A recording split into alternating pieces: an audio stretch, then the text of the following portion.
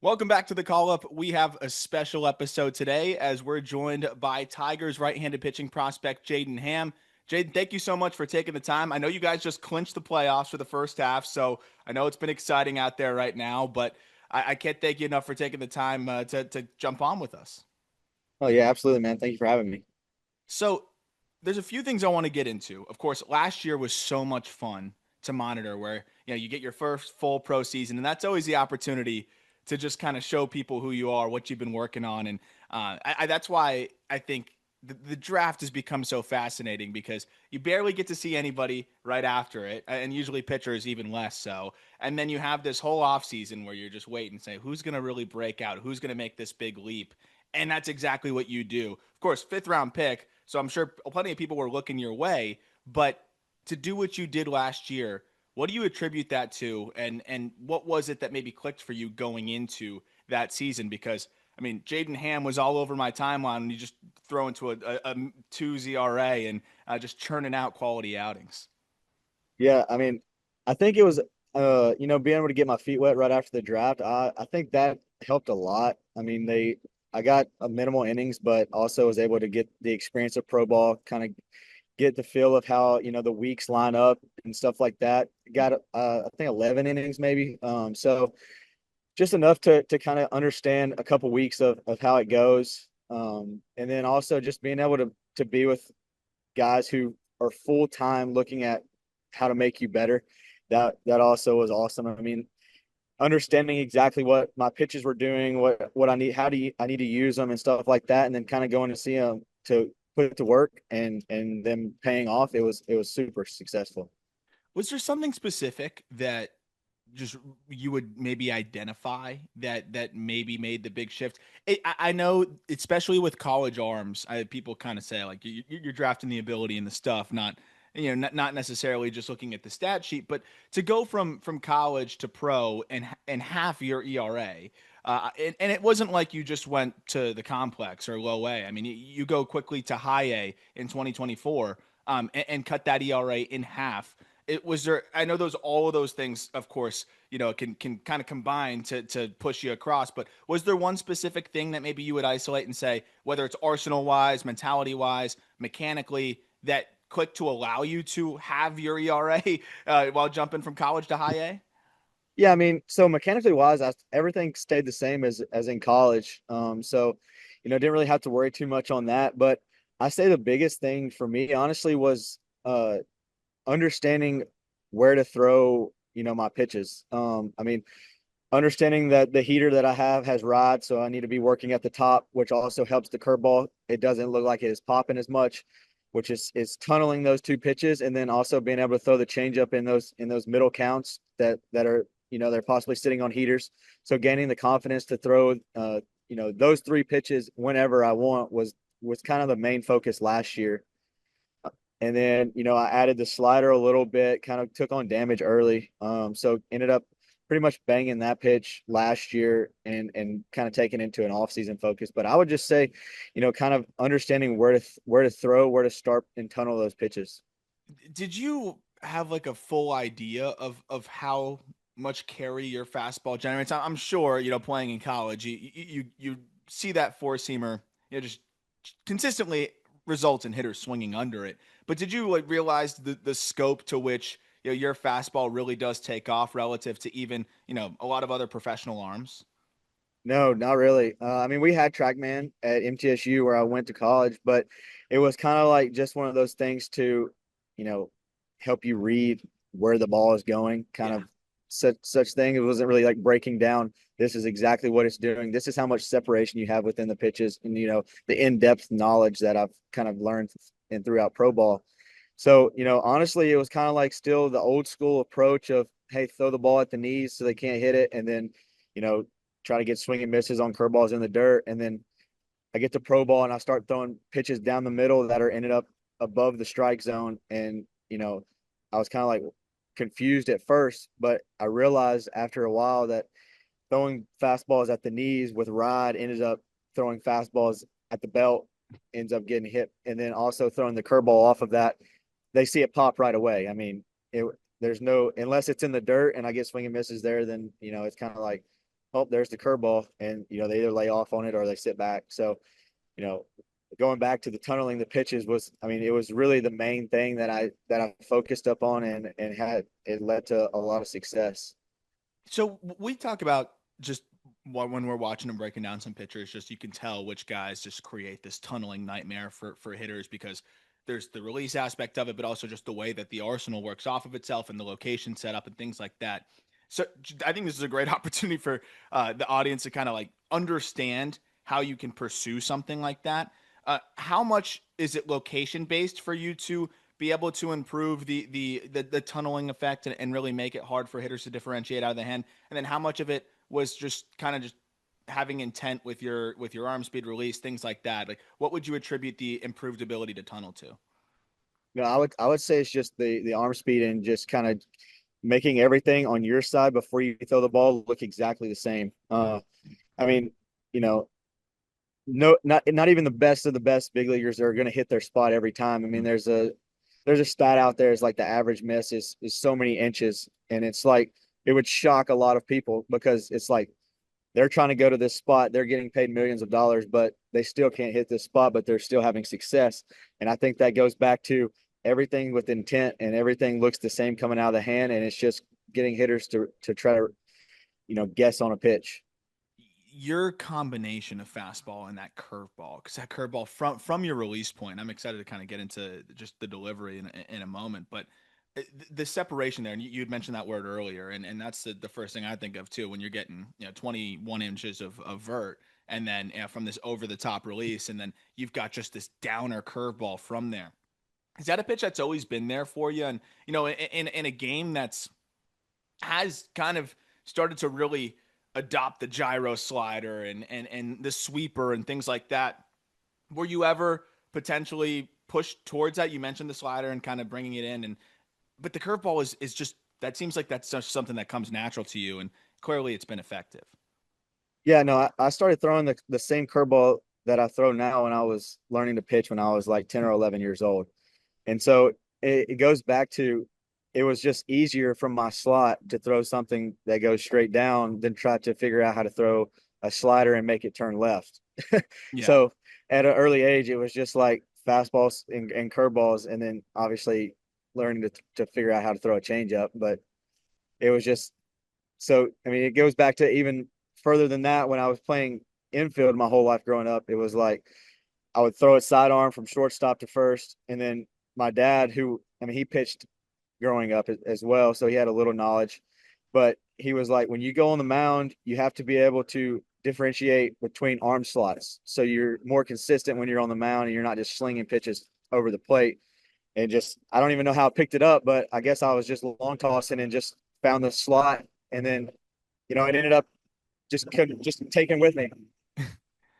Did anyone ever try to push you off of that slot because or just even the delivery? Because I think some people will get worried about let's say like a long arm swing backwards or just the way that like for whatever reason every time I see a pitcher with a longer arm action, that's the first thing I'll always read in a report or whatever. It's like, oh, it may be hard to time up, but you haven't seemed to have any issues with that.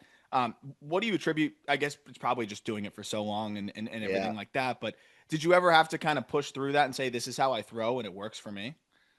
Uh, Not really. I mean, I think the biggest struggle with it was, obviously as I go up in levels, high school, you don't really have to worry about it. But in college, trying to figure out how to be quicker to the plate with also keeping the same arm speed and arm slot and stuff like that. That was probably the biggest, hurdle I had to jump with it. But other than that, it's kind of just been like I've been doing it since I was 11, so just keeping it consistent. What's the feedback that you'll get from like live ABs? And I actually want to ask you about that because you guys are loaded on the offensive side, especially in that farm system. So I imagine live ABs must have got you right for this spring. Well, what was the feedback like in terms of just what that looks like out of your hand? Because again, you talk about the tunneling. Big part of it too, though, is like you don't really see the ball, and then your shoulders kind of keel over, so you're not really at least I'd imagine you're not really able to pick it up until it's already on you. Is that what some hitters will say when you're talking to the Tigers guys and live ABs? Yeah, and and our hitters are so awesome. It's like they'll tell you exactly. They're like, I'm setting my eyesight way up to like, my shoulders. And if it starts below, it's like, okay, you can still a strike at the bottom. But if they don't do that and I throw the curveball, then it could get swing and misses. So it was also cool learning from them as well, because it was like, I'm still trying to attack at the top and throwing curveballs, and I'm getting takes. And it's like, okay, well, that was a swing last year, but they're so advanced this and throughout the entire org. I mean, man, we hit bombs, and it's fun to watch, especially because I'm on their team. But Yeah. so it's also a lot of fun because you can learn so much in spring training by facing those guys. And so it was like, I was adding the slider obviously, and it was kind of funny because I'd get a guy 0-2 or whatever, and then try to throw a slider, it'd be a base hit. And it was like, well, this is frustrating, but it's also a pitch that I'm trying to learn. And it just gives me feedback on, okay, well, it's probably not a put away pitch. And so that was also a good learning point in spring training as well. I was thinking about it when you're having to just get right and just getting your feet under you, and you got to deal with Max Clark and Kevin McGonigal, who just not only do they get to everything, they don't chase. Like that would just be the most frustrating. I feel like ABs to get rolling, and then of course then you got Josue Briseño. If you miss your spot, you're just your pride's Yeah. going to get knocked because he's going to hit a 450. So like, what was that like in terms of just when did you kind of, I'm sure you already knew how talented you guys were, but was there something specific like this spring where you're just looking around and saying like, man, this system has even gotten good in the last 2 or so years that I've been here? Well, I mean, yeah, and it was brought up to us every day by our pitching coaches, pitching coordinators. It's like this is perfect because you know our pitching department is very, very good as well. And then we have a very, very good hitting department. So it's kind of like, the best of the best going at each other in spring training early on. And we're both learning, from each other. And so it makes for a fun atmosphere. And for sure, I've had some hitters come up and say, they'd rather face our pitching than go, play somebody else in a spring training game just because they know what they're going to get. And Yeah. so it also teaches us, hey, we have to dominate in zone because you're right. They're not going to chase. They're eliminating pitches from right away, so it's forcing us to throw pitches that they're not expecting, and getting better with all those, just creating a all around better arsenal. I love that. Yeah, it makes sense. And I've seen teams start to kind of skew towards more of those internal battles than going out and playing other teams. Selfishly, for me, I don't like it as much because I always love going to the backfields, and I could see Mets prospects versus Marlins prospects down here in Florida or whatever it may be. You get to see a lot of different players going, but from a development standpoint, it makes a lot of sense, especially when your system is that loaded. How did that prepare you for Double A as well? And then what has been kind of the biggest, I guess, adjustment at the Double A level? As I mean, it's a big leap in terms of the hitters and their discipline, ability, experience, all those things. Yeah, I mean that's exactly right. And it's kind of like I have to go into a game plan, and the first inning that plan might have to be changed, because like I said earlier, just even sitting in some of our hitters meetings and stuff like that, what they're exactly looking for. I mean, they break it down, and it's like impressive. And so it makes me have to, throw. I can't just go fastball curveball, because they're going to sit on fastballs and curveballs. They're going to go north south on me. And so I'm going to have to throw something that's going, in changeups or like to righties, or I'm going to have to throw sliders away and just kind of change their eyesight to get back to being able to throw the north south. Where's that slider at now for you? Because the way you talk about it's underselling it, I would say, with the way that it's performed this year in terms of like, hey, yeah, I was throwing it here and it was a knock, and I think those were the things that have obviously got you to have the success with it this year. You're not throwing it a ton, I think about 11% of the time, but Yeah. with good success in terms of chase and the swinging strike rate and all the things that I'm looking at right now.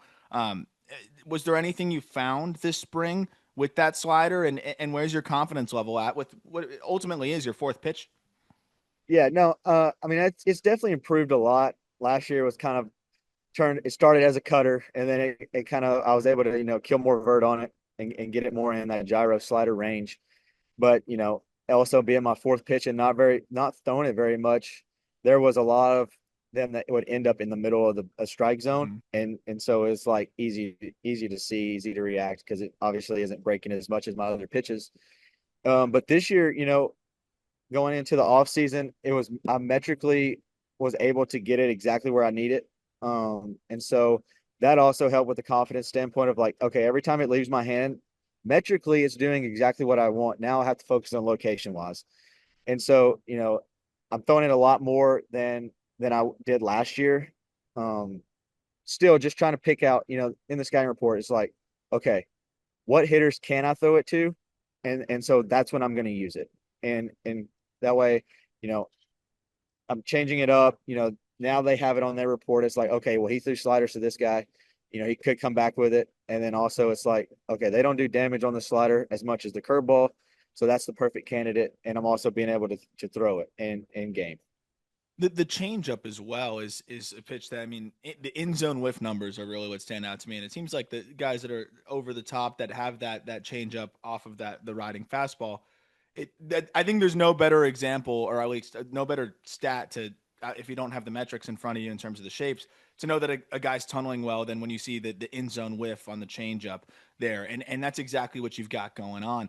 Is that a pitch that, because of the in zone whiff that you're able to generate on it, you maybe consider throwing more to righties? Like, what's your confidence level to go right on right with that thing? Because it just is so impressive to see how much you can get whiff in that zone.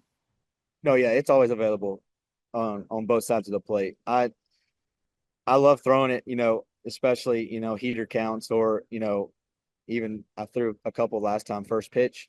Just changing it up, something that kind of looks like the heater because, you know, another thing at this level is like if they're not going to miss their heater very often, especially if you make a mistake with it. So to be able to throw a changeup to kind of to tunnel those two is helped a lot for sure, especially at this level. And what's the grip on that? Like, what's the way? Because I would imagine a lot of pitchers with your arm slot may kind of go to the split grip just because it's a little bit easier, and staying behind the ball. But I know some others that have a really easy time with the circle from there because That it's yeah, just mine's a circle, but I have like my middle fingers are a little wider. So like I have the regular circle, but these two kind of go around the ball a little bit more. So I guess it creates that little bit of a split effect, but it's still just like your traditional circle change. And have you experimented with anything else? Like, you mentioned like the slider had a little bit of cut before. Have you experimented with a cutter? Like, what are some things that maybe you've thought about with that, with the arsenal of like what could play, what else could potentially play from such a unique slot? Yeah, I mean, I think a cutter could be eventually something to add, especially from the slot. I feel like, being able to throw a slider off of it, a cutter could potentially, be something that I could grab pretty quickly. But right now it's kind of like, especially at this level, it's like get four pitches and be able to throw them, whenever you need, and then, we'll focus on whatever we need at the next level. As a ride fastball guy, how do you find the balance of, okay, I want to throw this fastball where it performs best, but also I don't want to give up homers, right? Like that seems to be a really tough juggle for guys that create that ride. Is it just trusting and having the confidence, and just knowing sometimes guys are going to get to it, or knowing when, okay, this guy might be selling out for something up there, and just being able to be reactive? Yeah, I mean, I think it's a give and take for sure. I mean, you're going to get your strikeouts with it at the top because they're going to swing and miss, but also they're going to be able to get to that. I mean, there's a lot of legit hitters in Double A already, so it's like some of those guys can easily cover the top of the zone, and you're going to give up damage, especially because I'm already spinning it efficiently, and then if they contact and catch it on the barrel and backspin it, I mean, they go a long way. So it's a give and take scenario where you just have to be able to try to read swings and know, okay, I threw a guy that pitch up at the top and he just fouled it straight back. He's probably able to cover it, and then you try to go to the bottom and still a strike down there. And so that's kind of like been another thing for me as well, is like being able to go and read pitch to pitch as something is kind of like last year didn't really have to do as much. It was like, okay, here's the game plan. This is where they can't really hit it. And then you would expose that. And then now, you know, the guys that can hit all of your stuff obviously moved up. So now it's like, okay, let's go at bat to bat. And then sometimes you got to go pitch to pitch. You guys have an eerie, just you guys absolutely mash there too. If I'm not mistaken, it's one of the more potent offenses in the Eastern League. I think they're top in almost every offensive category. And then your bullpen absolutely shoves as well. Like again, we talked about how you clinch the playoffs, but building off of the conversation that we're having, like spring training and being surrounded by the talent there, and those are players from all different levels. Uh, What's it been like in Erie, just having this competitive edge where you guys have a chance to be the best team in that league, but also day in and day out, like you turn in a good start. Honestly, you turn in an okay start. You guys got a great chance to win a ball game. Yeah, no, exactly. And, our offense makes it easier for us a lot of the times, by going out and scoring early, giving us a chance to kind of settle down. And it's like, okay, now let's get in a groove. And then, you look up and you get through your start and then you turn it over to the bullpen and there's, if I go five, there's 4 zeros at the end of the scoreboard because our bullpen's just coming in and just shutting the door. So, you know, it makes for a lot of fun, a lot of, not high pressure baseball, especially with the dynamic of our team. So, it's a lot of fun. I mean, we won 45 games in the first half. So, kind of rolling. I'm just looking across like the team, and of course, a lot of talent in high A too that'll be on the way as well. Who are some players that you'd say just like deserve a little bit more shine or love that are just doing impressive things? Because that's what happens when you have a farm system that's deep. Good players get overshadowed until they get to the big leagues, and then people are like, "Oh, where'd he come from?" I think we even saw that with bullpen arms last year, Yeah. even with the Tigers, and it's like all these guys are shoving and helping them in the playoffs, and everyone's like, "Where'd these guys come from?" Who are some guys that it could be position players too, but that you think deserve a little bit more love? I mean, our entire bullpen is legit. You can go, all you have to do is just go look at the stats and all of them should be promoted. I mean, it's insane how good we are. And then on the hitting side, there's guys that shouldn't be here either. But it's like you said, the farm system is so packed, it's like not really a lot of availability for anybody to move up. And so, it's a good thing.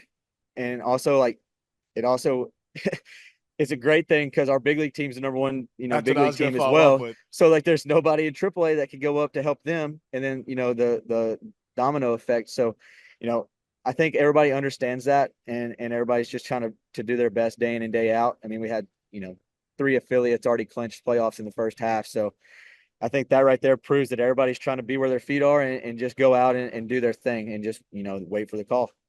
You mentioned be where your feet are, but at the same time, I imagine it's got to be cool to see the team up, 2 levels away essentially, and that just having so much success at the big league level because not only I think it's just fun to watch what they're doing and watch that team perform and know that you could be there sooner rather than later to help. But how much does it just help you believe in what's going on organizationally as well? I mean, since Scott Harris has taken over, you can just see that change. I was talking to Max Clark about it, and he just says it's just he could feel it from just the way things are being done and just the way that they're having everybody go about their business, the coaching staff, all that stuff. But watching now the big league team just take another step forward and have this success, like what is that sense from top to bottom? Kind of on top of what you just said, just where okay, we all know we're good, but in terms of the buy-in on just what you guys have going on organizationally, culturally, all that good stuff. Yeah, I mean, I think it's awesome, obviously, and I think the mindset is I could be that guy that helps them in the playoffs. Because I mean, last year they got a taste of it. They made an incredible run. Had some guys up there that you hadn't really heard of that had big hits or big innings where they came out and put up a good zero. And so it's like the confidence level that they're building within the organization is like once you get there, you know I can stick, and not only can I debut, but I can also stick and help the team win. And so I think that's all that's a big thing that they're pushing right now. What's something you love to do to just kind of get away for a little bit? I know a lot of guys like to golf, especially on the pitching side, but is there anything in particular that's your getaway from pitching? In season, not really. I mean, we get the one off day a week, so it's kind of like just a relaxed day where you catch up on laundry and you just relax. You go get you a good meal, and then But the off season is kind of where I get away from baseball, from sports for a little bit, kind of reset the mind, and so it's lucky for me because that's hunting season in Tennessee, so I can easily get away and get in the woods and just kind of hang out with buddies and not worry about baseball. Off seasons, you spend your time. where you grew up in Tennessee? Yep. How was the baseball out there? Baseball in Tennessee is legit. Yeah. So it's also fun, being able to grow up playing travel ball, playing against those guys too was also a lot of fun. Did you have much of like a draft decision out of high school, or and what was your college recruitment process like? Because obviously, I mean, again, not very good with geography, but I'd imagine Middle Tennessee is not that far away relative to a lot of other schools from Yeah, where you're from. yeah, no. So MTSU was an hour from my house. Okay, So that's a beautiful thing. yeah, but no, I mean, coming out of high school, because I was super young, uh, I graduated at 17, so didn't really have that last year, to develop a lot. So I didn't get my first offer until the summer after my junior year. So, a lot of times junior years are big for people. And so going into travel ball, I didn't really have any offers. I had some JUCOs and stuff like that. And then I went to a TBCA tryout, which is kind of just like the Tennessee Baseball Coaches Association. It's like all the teams, all the high schoolers from in the region go and try to make this team, and then they play against each other. And it's kind of just like a one-stop shop for all the coaches in the surrounding area to be able to come and recruit. And so I hadn't had any Division I offers, and this is in like June probably, going into my senior year. And I went to there, and that's when I threw a fastball over 90 for the first time. And so after that, it was kind of like, okay, there it is. And I started getting a lot of calls from, just your mid-major schools, your Tennessee Techs, MTSU's, and stuff like that. And going in, so and then when visited MTSU, it's an hour from home, and so I like the coaching staff there.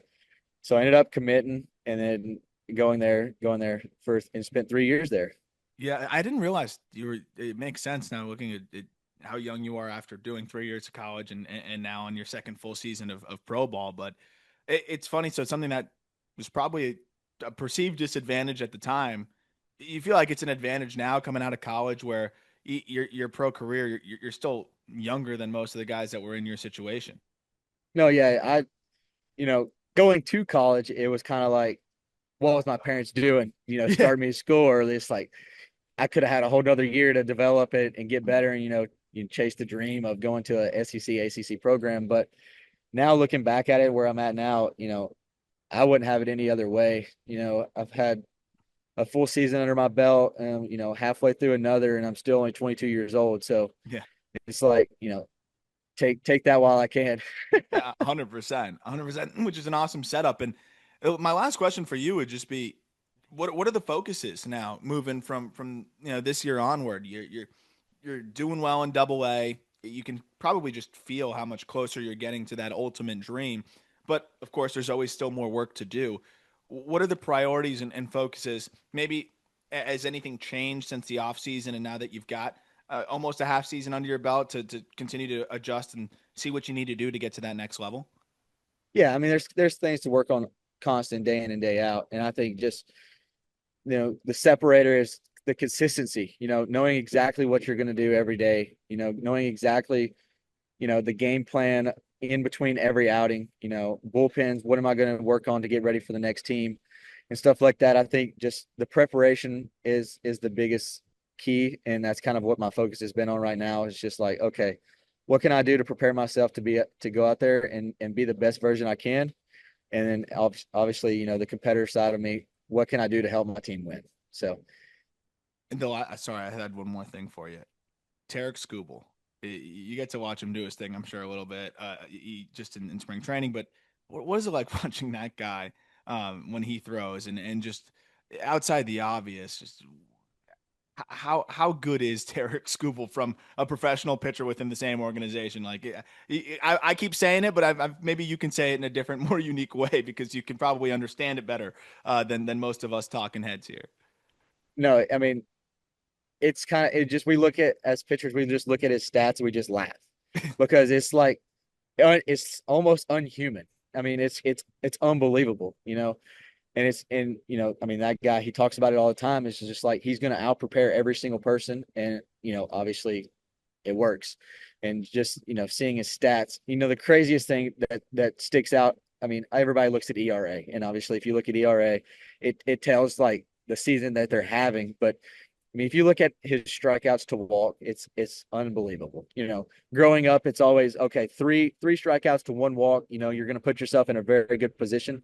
But I mean, this guy is as like at one point, I don't know, like, no, he had more walks in his last outing than he had in like the first 2 months of the season or something crazy. But he was at like 15-1, and so it's like video game numbers. It's like we're playing MLB the Show, and we're just throwing the ball exactly where we want every single time. It's unbelievable to watch. And but on the back end of the thing, seeing what he does in the weight room during spring training and just listening to him talk, he deserves every bit of it. The guy puts on his shoes every day and just goes to work. So I love that. I love that. And it's cool because you can just see the effect that, having a tone setter at the top of the organization just can have down down the pipeline of all these other talented arms that can look and see like yourself and are smart enough to follow what he's doing in terms of just, okay, well, what did he do? What's his preparation? How does that work? And what are some things I can take from that could apply to me? And I mean, it's clearly something that you're seeing across the organization with a lot of arms having a lot of success as well, including yourself. So it's been really fun to watch this Tigers organization do what they're doing from top to bottom. And every time I talk to somebody like yourself, I can just buy in even further on what's going on here and excited about the future there. I can't thank you enough for taking the time, man. And congratulations on all the success so far. And excited to see you continue to push through it and maybe get very close to. I mean, right now you're how many innings into Double A? 50. yeah, right around 50. Yeah, I mean, did you think you'd have 50 innings through in Double A this quickly? No, not really. Yeah. So man, I can't wait to see you keep building on that, man, and looking forward to seeing you and achieve the dream quite soon. Well, I appreciate you. I enjoyed this.